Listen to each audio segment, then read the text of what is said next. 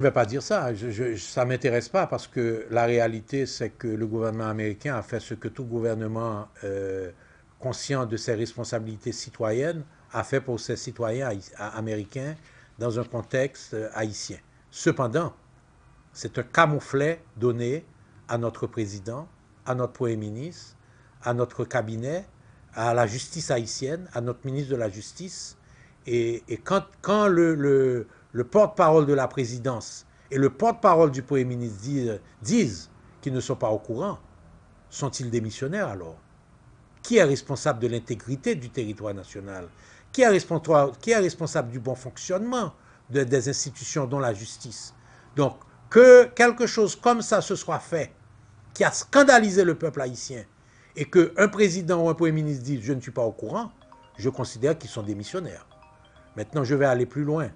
Pourquoi a-t-on gardé le seul Haïtien en prison? C'est lui qui a fait le plus? Je demande la libération. Comme tous ceux qui sont sur les groupes WhatsApp et comme tout le peuple le fait aujourd'hui, je demande la libération de l'Haïtien qui a été gardé. De la même façon qu'ils ont laissé les Américains partir et les souliers sans lacets et comme des touristes qui partent d'Haïti comme si rien ne s'était passé. Aujourd'hui, laissons notre Haïtien partir aussi, puisque vous n'avez rien trouvé contre les Américains. Je suppose que vous n'allez rien trouver contre l'Haïtien. Voilà, eh bien, merci, docteur. Il pas travail dossier actuellement là. Est-ce que le pas des moun sa yo qui important l'attendre côté que t'achète machine, moun qui t'achète machine, moun qui te loué machine, plaque yo, qui plaque yo sous nos qui est enregistré, li gen droit à travail. Et me souhaiter le ta doué à travail et puis là et puis, un rapport qui pourrait joindre les États-Unis direct, dit contrairement avec Jonté qu'à comprendre bagaille là, mais éventuelle implication, monsieur, mais ça, pas de rien dit guerrier, non, étude balistique qu'a fait, ou bien autopsie qu'a fait son série de cadavres qui étaient morts dans la manifestation, et si on quelconque nuance entre zam sa yo, cartouche sa yo, avec moun qui victime yo, le dossier a continué à faire chemin. Mais elle a fait bébé tillage avec comme ça, comme son tac au tac médiatique. Moi-même, pour moi, et on sentit notre lan affaibli chef gouvernement. On ta chef gouvernement, on bagaille comme ça arrivé, on pas même parler le fort pour entourage moi tandel, on t'a pris les Woody Ali directement dans bureau pour nous parler de ça pour nous faire suivi à dossier. D'accord? Et dans tout débat ça, n'oubliez haïtien qui était dans garde à vue des CPJ haïtiens étaient arrêtés dans groupe ça. Alors qui sort qui réservé à haïtien ça justement la police était arrêté dans groupe plan dans zone banque centrale 17 février qui sont passé après décision qui prend pour voyer américain yo retourner à la caillou et bien Michael Estera c'est comme ça monsieur Relé il toujours fermé dans garde à vue des CPJ et lui contacté un cabinet avocat. Alors selon cabinet il fait connaître que il pas comprendre pour qui ça monsieur toujours dans garde à vue alors que il était un simple traducteur et l'étape travail comme chauffeur une compagnie c'est Probable Rich Haiti SA donc c'est peut-être une compagnie ça qui était responsable ou il t'a dit que c'est peut-être pour compagnie ça monsieur ça au travail me pas connaît mais dans une correspondance c'est cabinet avocat des CPJ ils ont exigé libération client yo croit qui innocent pendant yo espérer la justice a pas agi dans dossier ça sans passe-cookie sans discrimination. Non mais la justice a fait comme ça et mettre la comme ça très bien. Ça l'a dit c'est vrai que pays a tant chobol, pays en crise, des têtes pouvoir ou non chirépite yon ak l'autre. Yon a cherché râler dra sous beau payo. Et les États-Unis même dit un concitoyen dans pays et le temps des gens pays a ça pas veut dire mourir dossier al fermer dossier a qui fait ou pas kembe en prison en terre étrangère les river la caillou c'est parce que pas rien pour reprocher soit pas rien pour reprocher c'est parce que yo pas traversé avec Zamio dans voyage là Zamio qu'elle était déjà sous territoire pour moun yo vinn travailler là donc si autant ni prend citoyen haïtien même côté américain vinn prend part et puis nous libérer c'est que justice là tout morte en Haïti son élément monsieur son pièce à conviction pour la justice haïtienne citoyen ça c'est lui même qui t'a parlé pour moun yo c'est lui qui t'a dit parole moun yo Et c'est lui qui a interprété, j'ai l'impression qu'il joue un rôle interface entre Mounio et patron Mounio. S'il te traduit pour le guerrier, pour homme d'affaires ça à tout, Mounio te vient travailler là, c'est que il te parlé parole homme d'affaires là avec Mounio tout, il parlait parole Mounio avec homme d'affaires là. C'est travail la justice haïtienne qui pour approfondir bon côté citoyen haïtien ça pour suivre vidéo si a fait en bonne et due forme. Ça fait courir la gueule là, Bonsoir à tous les téléspectateurs de Radio Télé Métropole. Docteur Boulos, qu'est-ce qui vous a poussé à publier cette lettre maintenant? Et en quoi vos propositions sont-elles réalistes ou réalisables? Bon, d'abord, je crois que la lettre elle-même s'auto-explique en ce sens que c'est d'abord un constat d'un système qui ne produit plus rien, qui est un système défaillant, un système de mafioso, je dois dire, qui implique aujourd'hui des hommes politiques corrompus, des membres du secteur privé qui sont des acteurs de la contrebande et de la corruption, une partie de la classe moyenne aussi corrompue, mais un système qui n'apporte pas de solution aux problèmes fondamentaux du travail, de la mobilité sociale des jeunes, de l'éducation, de la santé, de la promotion de la classe moyenne, de l'offre de crédit aux jeunes. Et donc, je crois que faisant ce constat et réalisant aussi que le pays est bloqué pratiquement et que rien n'avance, nous venons de subir une semaine terrible en termes de destruction du minimum touristique qui avait été fait dans ce pays. Les avions arrivent vides, repartent vides, les hôtels sont à la limite de fermer, Décameron a fermé et Moulins-sur-Mer a fermé. Le grand goût de la population est devenu encore pire. La misère dans les bidonvilles est atroce, en plus qu'elle est terrorisée par différents gangs, par différentes forces qui ne sont pas des forces de l'État. La police nationale qui fait tout ce qu'elle peut semble être dépassée. Et aujourd'hui, on sent que le pays est à la dérive. Donc, je crois que en tant que citoyen d'abord, en tant que citoyen engagé ensuite, et finalement en tant qu'homme politique que j'ai décidé d'être aujourd'hui, il était important de sonner l'alarme et de dire halte là, et arrêtons de faire cette destruction continue de notre pays, car même ceux qui aspirent aujourd'hui à remplacer le président Jovenel Moïse dans 2 ans, dans 3 ans, ils vont trouver un pays ensanglanté, un pays détruit, une économie en lambeaux, un tissu social qui a explosé. Donc, nous allons gérer quoi? Donc, je crois que l'alarme, c'était pour dire, écoutez, nous sommes tous des Haïtiens. D'abord, allons au dialogue, quel que soit le coût du dialogue. Rien d'autre ne peut être prioritaire sur la question de les conditions de vie de la population haïtienne qui demande le travail, le crédit, un meilleur salaire, et comme tous les Américains, une maison, une voiture, le transport et des conditions et un travail bien payé. Docteur Boulos, vous avez entre autres choses proposé la création d'une commission présidentielle réunissant tous les anciens chefs d'État encore vivants et sous la direction de Madame Herta Pascal-Trouillot. Est-ce que cela est vraiment faisable? La proposition vaut ce qu'elle vaut. L'idée, c'était de dire il nous faut une commission qui soit formée de personnes repères. Je ne dis même pas que ça veut dire que les anciens présidents sont des repères, parce qu'il y en a éventuellement dont les noms sont cités dans certaines choses qui ne sont pas normales, mais quand même, ce sont des anciens présidents, et je crois que nous tous, dans ce pays, nous reconnaissons à Mme Herta Pascal-Trouillot une honnêteté, une dignité, un comportement qui nous donnerait confiance si c'est elle qui dirigerait cette commission.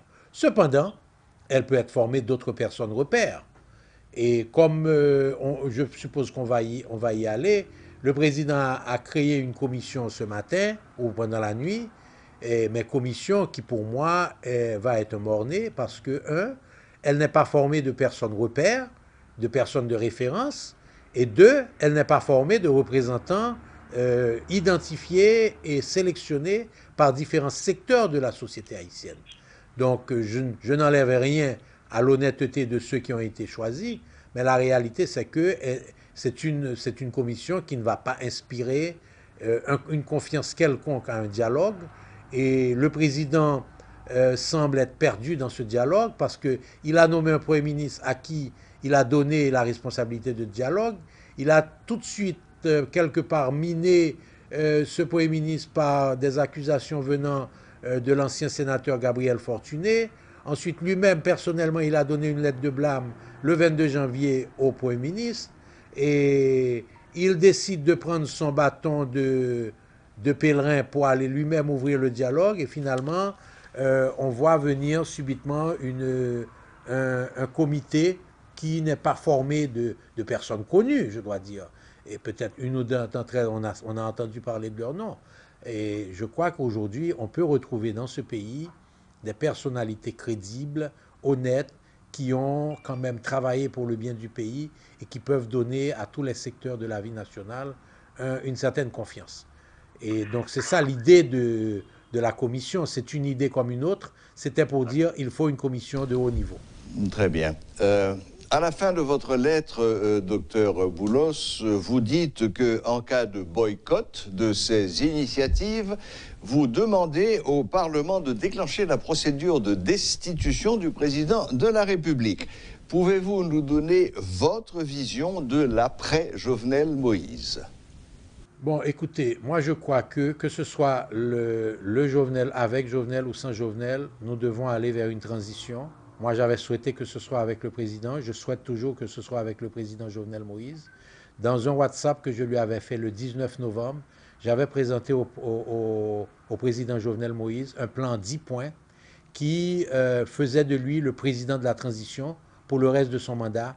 Et dans cette transition, nous aurions le dialogue national autour d'un projet réel de développement de ce pays, un projet basé sur l'état de droit, un projet basé sur la justice et la lutte contre l'impunité, un projet basé sur le développement agricole, le développement de l'agro-industrie, le développement de l'industrie textile, le développement de la production nationale, un projet qui a pour but l'éducation et une éducation de qualité et des soins de santé de qualité, un projet qui est basé sur la compétence, le mérite et l'efficacité, un projet essentiel pour la mobilité des jeunes, en leur offrant non seulement un travail, mais leur offrant des opportunités d'éducation et de crédit pour qu'on puisse faire fleurir les idées haïtiennes. Et ce projet que je voudrais appeler projet 2054, lorsque nous allons fêter les 250 ans d'anniversaire de notre indépendance, est suivi immédiatement ce dialogue serait suivi d'une assemblée constituante, d'une nouvelle constitution qui nous enlève ce partage de l'exécutif entre le Parlement et l'exécutif lui-même, alors le partage du pouvoir exécutif entre le Premier ministre, le Président et le Parlement, qui est la source de corruption et de chantage par les parlementaires, qui établissent une seule élection tous les 5 ans, qui établissent un président et un vice-président, qui puisse résoudre de manière définitive la question de la double nationalité ou de la nationalité, parce que quelque part, nous sommes heureux de recevoir les 3,2 milliards de dollars de la diaspora, mais nous leur refusons tout droit politique, nous leur refusons toute participation politique à la gestion de ce pays. Donc la Constitution devra être refaite, non pas un amendement, mais une refonte de la Constitution qui adresse les problèmes fondamentaux d'instabilité du pays. Pour une raison très simple, le président Préval lui-même, en 1998, avait dit « la Constitution est une source d'instabilité dans ce pays ». Donc aujourd'hui, faisons le constat d'échec de nos 32 ans de transition post-Duvaliéris. Donc ça nous fait pratiquement 30 plus 32, presque 60 ans de marche arrière que nous faisons, pendant que notre voisin sur la même île a fait 50 ans de progrès. Nous sommes à un siècle aujourd'hui entre la République dominicaine et nous. 1960, même PIB. 2018, 8 fois et demi le PIB d'Haïti. Ce n'est pas correct, ce n'est pas sérieux, ce n'est pas acceptable. Autre chose, docteur Boulos, le gouvernement a proposé d'accompagner les importateurs. Comment jugez-vous cette proposition? Ça ne va rien donner. Ça ne va rien donner pour plusieurs raisons. D'abord, il ne faut pas quand même conclure que le peuple se nourrit seulement de riz. Le peuple se plaint des conditions de vie qu'il a aujourd'hui. Deuxièmement, c'est un cercle vicieux, puisque quand vous allez subventionner le riz, vous allez augmenter le déficit budgétaire éventuellement. En augmentant le déficit budgétaire, vous allez probablement aboutir à une plus grande décote de la gourde. Donc ça signifie qu'à un certain moment, vous ne serez plus en mesure de continuer cette subvention. Pourquoi de préférence ne pas augmenter le salaire minimum? Au moment où nous avions augmenté le salaire minimum le 9 octobre 2018, nous avions une gourde qui était à 70 gourdes. Aujourd'hui, elle est entre 82 et 85 gourdes. Les secteurs liés à l'exportation ont des revenus en dollars. Ils ont la capacité, sans perdre $1 de leur profit, de passer le salaire minimum de l'assemblage de 420 à 510 gourdes. Et je propose que le commerce, lui, passe le salaire minimum de 500 à 585 gourdes. Et je vais aller très loin ce matin. Je n'attends pas à ce que le gouvernement le fasse. Je fais appel à mes frères et sœurs du secteur privé. N'attendons pas que c'est le gouvernement qui fixe le salaire minimum. À mes frères de l'assemblage, mes amis de l'assemblage, donnez à l'ouvrier les gourdes additionnelles que vous obtenez à partir des dollars que vous avez collectés de vos contrats.